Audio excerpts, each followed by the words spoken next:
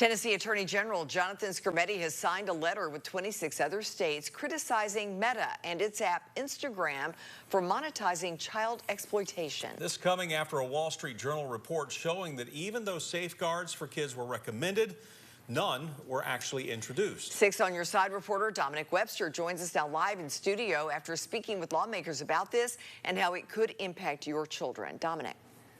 Bo and Lori, social media across all platforms continues to grow exponentially year in and year out. Attorney General Skrmetti joined states like Arkansas, Florida, Ohio, and others in calling out Meta for its handling of children's safety on Instagram after that Wall Street Journal report found hundreds of parent-managed accounts of minors selling content, including pictures of young girls in bikinis and leotards, to an overwhelmingly male subscriber base.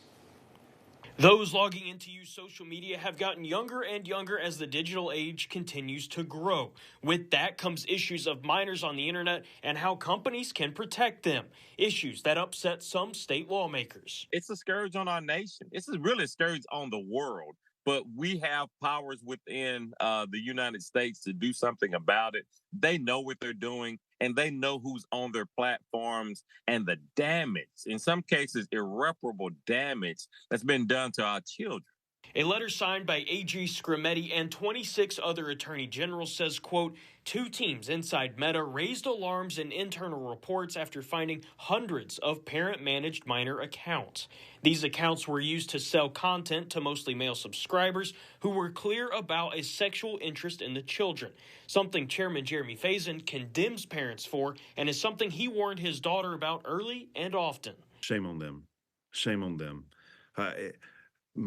I have a daughter, and from the time she was young, I told her that she was special, she's beautiful, and that her body is not for sale or for anyone to be able to look at or to get clicks on social media. The shift to a social media-centric life for kids can often have a negative impact on their lives. A lot of those influences can be very powerful if they're exposed to that.